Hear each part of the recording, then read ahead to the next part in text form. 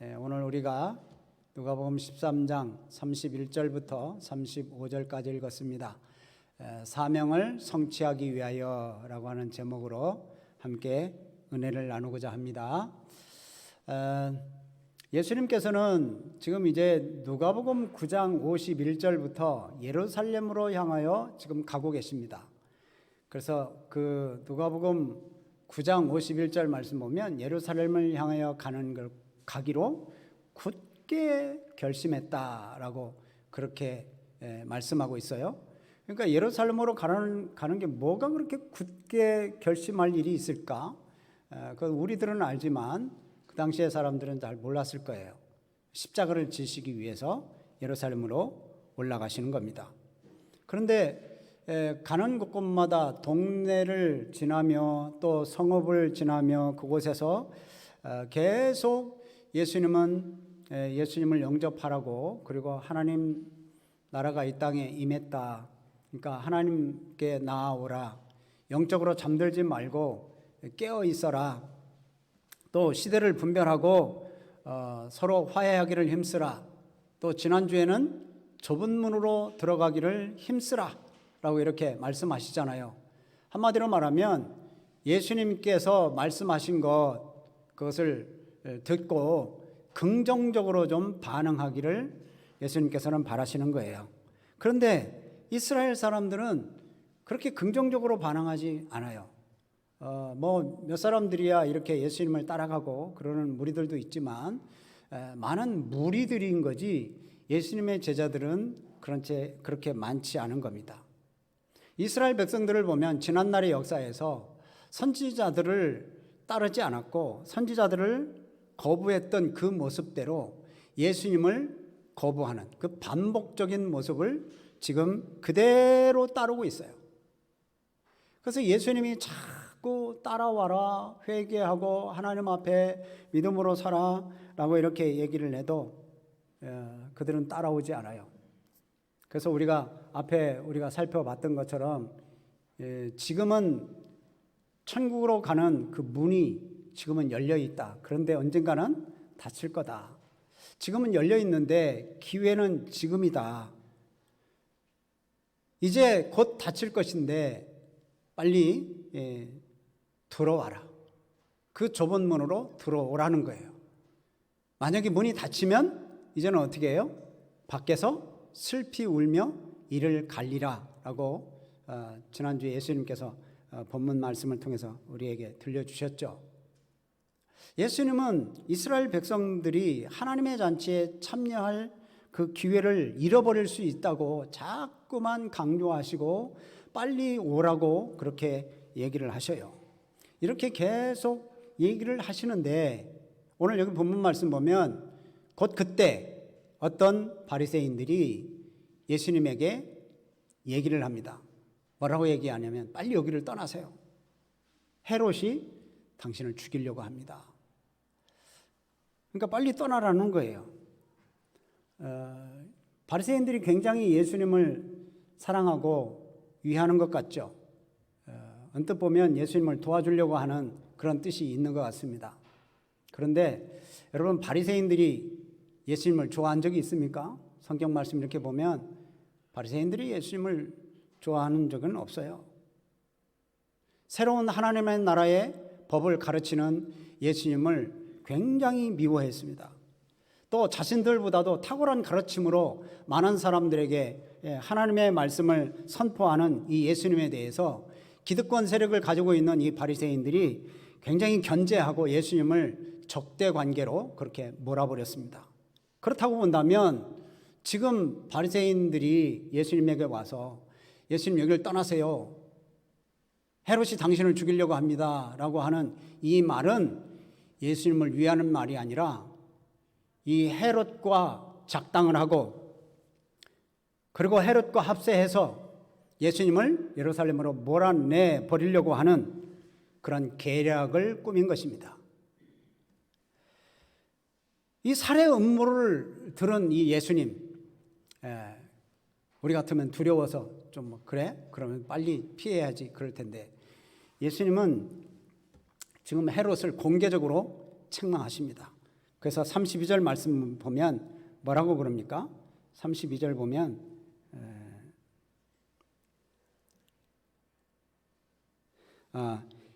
뭐라고 그랬어요? 너는 가서 저 여우에게 얘기해라. 저 여우가 누구냐면 헤롯을 얘기하는 겁니다. 이 여우 하면 참 비열하고 교활하고 무가치하고 쓸모없는 자들을 지칭하는 그런 말인데 바로 이 헤롯을 여우라고 이렇게 지칭을 했어요. 그래서 여우에게 가서 네가 얘기를 해라. 뭐라고? 나는 이러이런 일을 하겠다. 예수님이 하죠. 오늘과 내일은 내가 귀신을 쫓아내고 병을 고치다가 제3일에는 완전하여질 거다. 너 가서 헤롯에게 얘기를 해라. 이제 헤롯을 여우로 표현하면서 아주 헤롯의 행위를 아주 책망을 하시는 모습을 볼 수 있습니다. 왜 예수님께서 이 헤롯 왕을 여우로 비유를 하면서 책망을 하실까요? 전에 이 헤롯이 동생이 빌립이죠. 근데 그 빌립의 아내 헤로디아를 자기 아내로 삼은 일이 있었습니다. 그 일 때문에 세례 요한이 헤롯에게 뭐라고 하니까 헤롯을 죽였던 사람이 헤롯 아니에요. 그러니까 이 예수님이 볼 때는 이 헤롯은 아주 교활한 자입니다. 또 오늘 여기 본문 말씀대로 예수님을 자기의 그 통치 구역에서 쫓아내기 위해서 지금 바리새인들과 연합을 해가지고 그 계략을 꾸민 그런 간교함 때문에 예수님은 이 헤롯을 여우라고 표현을 할 정도로 그렇게 얘기를 하십니다. 아주 참으로 간사하고 교활한 사람이라는 거죠. 비수를 숨기고 예수님을 좀 위하는 척 생각해주는 척하면서 위협하는 그 사람들에게 예수님이 나의 걸어갈 길은 이 길이다 라고 확실하게 예수님께서 표명을 하십니다.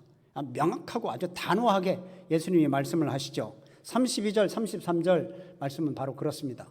그래서 보면 오늘 내일 모레 이렇게 나와요. 오늘 내일 모레 그렇죠? 32절은 오늘 내일 그리고 제3일 이렇게 나오고 또 33절에 보면 오늘 내일 모레 이렇게 오늘 내일 모레 이게 쭉 진행되어 가는 그런 시간적인 표현이죠.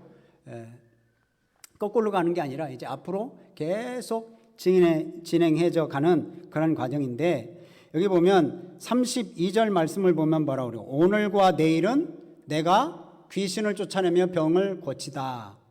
이것은 예수님의 사역을 드러내 보이는 겁니다. 오늘과 내일 계속해서 나는 내 사역을 할 거다. 또 33절 말씀 보면 뭐라고 해요? 오늘과 내일과 모레는 내가 갈 길을 갈 거다. 예수님은 아주 단호함을 표현합니다. 헤롯이 나를 막아도 나를 죽인다 해도 나는 갈 길을 간다. 그래서 32절 말씀 보면 거기서 이제 제3일에 내가 온전하여지리라 이런 말씀이 있어요. 예수님께서 그렇게 말씀하세요. 그게 무슨 뜻일까요? 예수님이 예루살렘에 가서 이제 십자가에 죽으실 것을 말씀하시고 죽으신 후에 제3일 만에 다시 사망 권세를 깨뜨리시고 다시 살아나실 것을 표명하시는 거예요. 그래서 미리 그것을 아시고 제3일에 완전하여지리라 라고 이렇게 말씀하시는 겁니다. 그러니까 지금 내 갈 길은 예루살렘으로 가는 길이다. 지금 9장 51절 말씀부터 계속 예루살렘으로 향해서 지금 가시는 중입니다.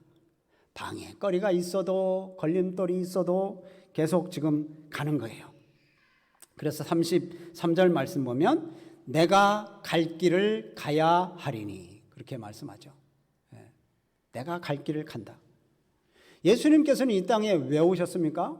우리를 죄에서 구원하시려고 구원의 완성을 이루시기 위해서 오셨습니다. 그래서 예루살렘으로 반드시 가셔야만 합니다.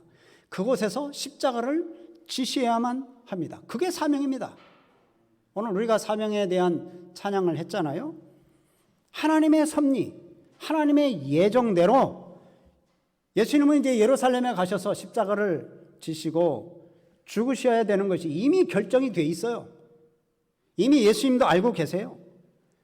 그 하나님의 계획이 결정이 되었는데 헤롯이 막는다고 하나님의 계획이 막아지냐? 그건 헤롯도 어찌할 수 없다라고 하는 거예요. 여러분, 이런 예수님의 이 담대함은 하나님의 섭리, 하나님의 계획, 하나님의 능력, 그것을 믿는 자가 가질 수 있는 담대함, 자신감, 당당함입니다. 이걸 예수님께서 지금 가지고 계시는 거예요.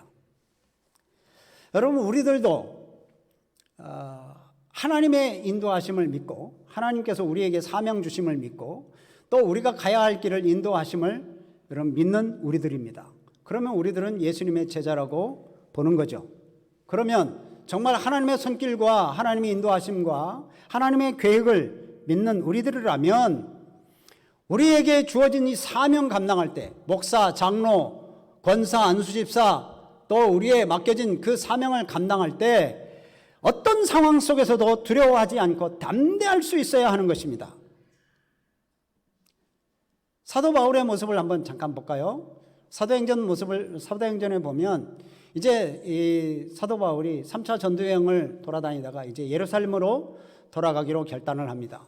성령께서 너 예루살렘으로 가면 결박될 거다. 또 주변 사람들도 그것을 다 알고 있습니다. 성령이 역사하셔서 다 알려주셨습니다. 그럼에도 불구하고 사도 바울은 사명을 감당하기 위해서 예루살렘으로 갑니다. 또 예루살렘을 가면 잡혀서 또 이제 로마로 이제 잡혀갈 것을 다 압니다. 로마로 가는 길에 유라굴로라고 하는 폭풍을 만납니다. 그럼에도 불구하고 다른 사람들은 다 두려워하고 죽을까 봐 두려워 떨고 있는데 바울은 하나님께서 주신 사명이 있기에 로마로 가서 복음을 전하는 그 사명 때문에 하나님은 결코 나를 이 바다에서 죽게 만들지 않을 거다. 하나님이 또 그렇게 보여주셨죠. 그래서 모든 사람들보다도 더 담대하게 그 상황을 이겨냈던 이 사도 바울의 모습을 봅니다. 자신의 가야 할 길, 자신의 사명이 있으니 그 사명을 걸어가면서 두려워하지 않는 거죠. 풍랑을 만나도 결박되어도 두려워하지 않는 이 사도 바울의 모습을 우리는 사도행전을 통해서 보죠. 여러분, 우리들은 어떻습니까? 우리들은 주의 사명을 감당할 때 조금만 누가 반대해도 우리는 멈칫멈칫합니다. 또 조금만 위기가 있어도 우리는 당황하고 두려워하는 게 우리들의 모습입니다. 그럼 우리 그렇잖아요. 하지만 하나님께서는 사명을 맡은 우리들에게 말씀하세요. 여호수아 1장 9절 말씀처럼 두려워하지 말라, 놀라지 말라. 내가 너희가 어디를 가든지 내가 너와 함께 하겠다. 또 이사야서 말씀에는 뭐라고 말씀하세요?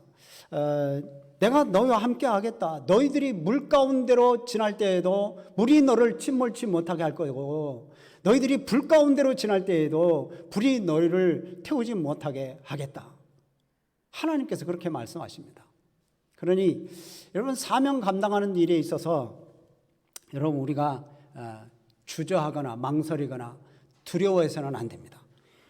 하나님의 약속을 믿고 어떠한 상황 속에서도 하나님께서 우리와 함께 하시고 우리를 도와주시고 우리를 인도하실 줄로 믿고 두려워하거나 흔들리지 마시기를 바랍니다. 그리고 우리가 그 사명을 감당해서 앞으로 계속 달려가시는 우리 성도님들이 되시기를 바랍니다.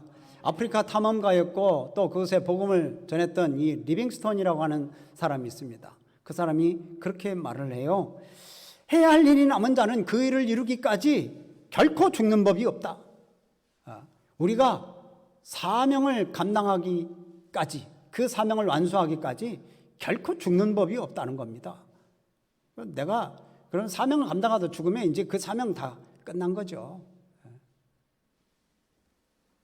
하나님께서는 우리가 사명을 완수할 때까지 어떤 위험이 닥친다 해도 우리를 지키시고 인도하시고 보호해 주실 것이에요. 그러니까 우리 하나님의 섭리, 하나님의 인도하심을 믿는 우리들이 예수님처럼, 예수님이 지금 헤롯이 당신을 죽이려고 합니다. 빨리 떠나세요. 라고 이렇게 막 겁을 줘도 예수님이 흔들림이 없이 나아가는 것처럼 우리들도 그 모습을 본받아서 정말 흔들림 없이 담대하게 그 사명을 잘 완수하는 우리 성도님들이 되시기를 주의 이름으로 축복합니다. 그래서 이제 사명 다 완성한 뒤에 사도 바울처럼 사도 바울이 이제 디모데후서 4장 7절 8절에 승리의 면류관을 얻었다고 이제 하나님께서 주실 것이라고 그렇게 노래를 하고 있잖아요.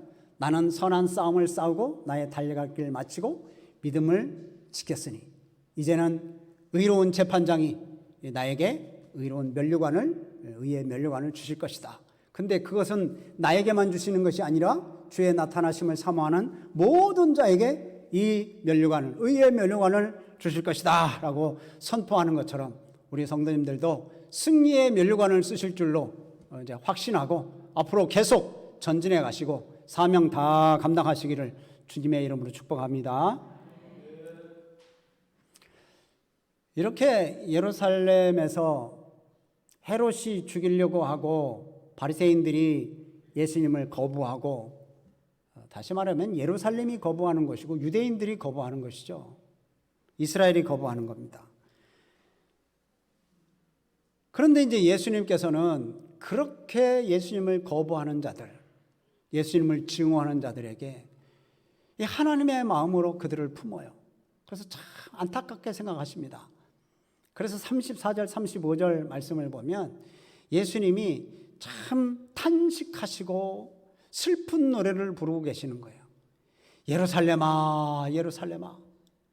이 두 번이나 연거푸 부르시는 것은 정말 가슴에 비통함을 가지고 이 예루살렘을 불쌍히 여기는 마음으로 예수님이 부르시는 거예요. 예루살렘아 예루살렘아.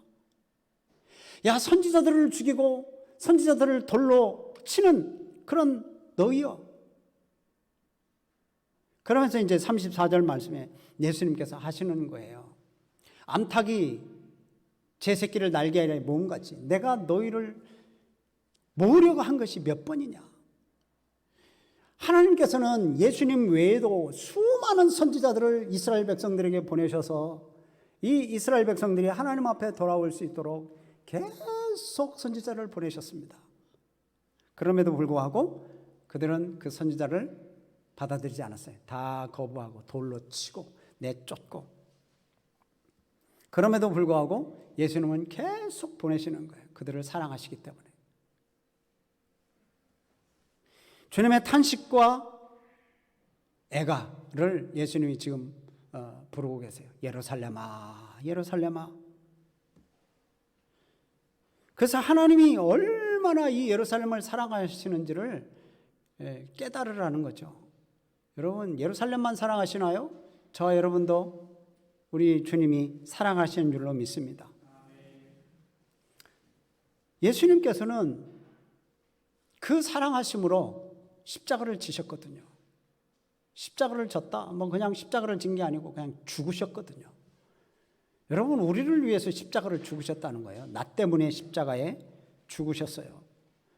이렇게 예수님을 향해서 증오와 또 거부를 하고 오지 말라고 떠나라고 그렇게 예수님을 배척하는 이 예루살렘을 향해서 예수님은 내가 너희들을 모으려고 한 적이 몇 번인지 아느냐. 그러면서 안타깝게 그들을 바라보고 계시는 거예요. 예수님은 예루살렘을 바라보시면서 눈물을 흘리신 적도 있으시잖아요. 예수님께서는 끊임없이 우리의 구원을 위해서 일하시고 계십니다. 근데 이들은 거부를 해요. 그럼에도 불구하고 예루살렘의 멸망을 내다보면서 애통하면서 바라봅니다. 결국은 예루살렘이 언제 멸망합니까? 예수님이 십자가에 죽으시고 한 40여 년 후에 AD 70년 로마 장군 디도에 의해서 예루살렘이 완전히 멸망해 버리잖아요. 그것을 이미 예수님은 보시는 거예요. 그래서 예수님을 받아들이지 않고 예수님을 긍정적으로 이렇게 받아들이지 않고 모시지 않고 자꾸만 거부하는 이 예루살렘을 향해서 하나님은 계속 손을 내미시는 거예요. 그러니까 하나님은 자녀들이, 하나님의 백성들이 떠나가도 그 하나님의 백성들이 다시 돌아오기를 간절히 기다리십니다. 우리가 지금 누가복음을 계속 보고 있는데 지금 13장 이제 끝부분을 보고 있는데 15장 말씀 보면 여러분 탕자의 비유가 나옵니다. 여러분 잘 아시죠? 아버지의 자산을 다 가지고 나가서 탕진하고 나중에는 이제 빈털터리로 거지꼴로 돌아옵니다. 그런 아들이 돌아오는 중에도 그 아버지는 두 팔을 벌리고 뭐 신발도 신지 않고 달려나가서 이 아들을 끌어안는 모습을 우리는 보잖아요. 정말 주님은 예루살렘을 바라볼 때 정말 안타까운 마음으로 바라보고 계세요. 탄식과 눈물로 보시면서 끝없는 하나님의 사랑을 그들에게 보이십니다. 성경을 보면 예수님께서는 또 하나님께서는 이 배역하고 떠난 하나님의 백성들을 늘 기다리고 계시는 것을 볼 수 있어요. 여기 보세요. 하나님은 언제나 돌아오기를 간절히 기다려요. 자, 이사야 1장 말씀을 보면 2절에 이렇게 말합니다. 하늘이여 들으라, 땅이여 귀를 기울이라. 여호와께서 말씀하시기를 내가 자식을 양육하였거늘 그들이 나를 어떻게 했다? 거역했다. 그런데도 하나님은 부르십니다. 18절 말씀을 보면 이사야 1장 18절 나 와라. 너희들이 하나님께로 오면 죄가 주홍같이 붉을지라도 눈같이 시게 해줄게. 또 진홍같이 붉을지라도 양털같이 시게 할게. 그러면서 하나님께서는 오라는 거예요. 주의 백성들 다 거부하고 주님을 떠나서 다 떠난 그런 백성들 다 와라. 이사야 49장 15절 말씀 보면 무슨 내용이 있는지 여러분 아시죠? 어미가 자기 젖먹였던 자식을 잊어버리겠느냐? 자기 태에서 난 그 아들을 잊어버리겠느냐? 절대 그렇지 않을 거다. 그런데 혹 그 어미가 자기 자신을 잊을지라도 하나님, 나는 결코 내 백성을 잊지 않는다. 하나님의 백성을 향한 하나님의 사랑이 얼마나 큰지를 여기서 말씀하고 있어요. 나는 너를 잊지 아니할 것이라. 이렇게 하나님을 떠난 백성들에게도 이렇게 말씀을 하시지만 이방인들에게도 하나님은 계속 오라고 부르십니다. 하나님을 알지 못하는 백성들. 여러분 우리들도 이방인이었잖아요.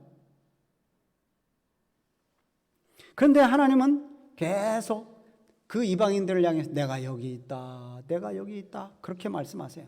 이사야 65장 1절을 한번 같이 읽어봅니다. 시작. 나는 나를 구하지 아니하던 자에게 물음을 받았으며 나를 찾지 아니하던 자에게 찾아남이 되었으며 내 이름을 부르지 아니하던 나라에 내가 여기 있노라 하였노라. 아멘. 여기 보면 참 감격스러워요. 막 콧등이 찡해요. 눈물 날라고 그러는데 내 이름을 부르지 아니한 나라에, 그러니까 이방인이죠. 그 이방인에게 야, 내가 여기 있다. 내가 여기 있어. 하나님은 그렇게 이 하나님을 알지 못하는 자들에게도 하나님은 그렇게 야, 내가 여기 있어. 나에게로 와. 내가 너희들 눈과 같이 양털과 같이 희게 만들어줄게. 내게로 오기만 하면 주의 보혈로 너희들 깨끗하게 하고 하나님의 백성으로 서서 천국 백성이 되도록 할게. 이게 하나님의 이 마음이고 하나님의 심령이에요. 그래서 하나님이 이렇게 우리들을 사랑하시기 때문에 그 사랑이 하나밖에 없는 아들 예수를 예루살렘에서 십자가를 지게 만드시는 거예요. 죽게 만드시는 거예요. 그래서 우리들을 사랑하신 거죠. 여러분 이 사랑이 얼마나 큽니까? 저 여러분들을 얼마나 사랑하시면 하나밖에 없는 아들을 죽이시기까지 하시겠어요. 이 사랑에 감동만 하지 말고 우리가 이 사랑을 세상에 좀 전해야 돼요.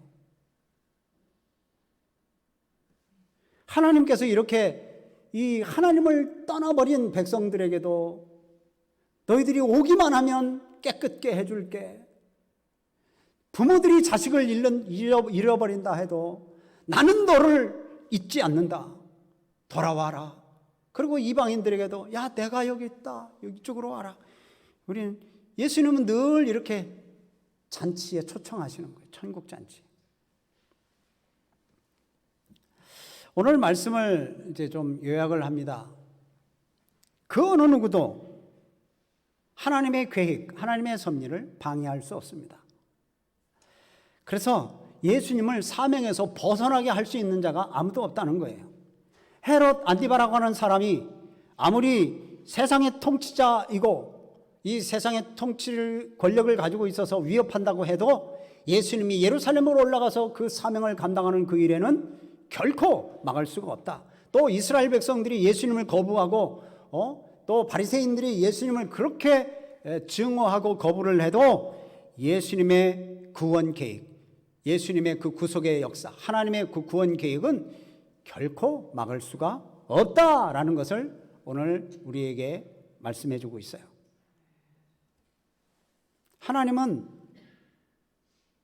이렇게 예수님을 자꾸 거부하고 증오하고 또 배척하고 그럼에도 불구하고 하나님은 이스라엘 백성들을 자꾸 모으려고 하고 하나님 앞에 다시금 부르려고 하고, 그게 이제 34절 말씀이잖아요. 우리 다시 한번 읽어봐요. 34절 말씀 시작. 예루살렘아 예루살렘아 선지자들을 죽이고 네게 파송된 자들을 돌로 치는 자여, 암탉이 제 새끼를 날개 아래 모음같이 내가 너희의 자녀를 모으려 한 일이 몇 번이냐. 그러나 너희가 원하지 아니하였도다. 한두 번이 아니라는 것입니다. 자녀들을 모으려고 하고 선지자들을 보내서 돌아와라. 그 수많은 선지자들을 보내서 그렇게 했음에도 불구하고 너희는 너희가 원하지 아니하였도다. 34절 끝부분에 그러죠. 그래서 35절 처음에 이렇게 말씀합니다. 너희가 원하지 아니하여서 보라, 너희 집이 어떻게 될 거라고요? 황폐하여 버림바 되리라. 이스라엘 백성들에게 하나님께서는 회복의 기회를 계속 주십니다. 하나님께서는 인내하시면서 그들을 기다리십니다.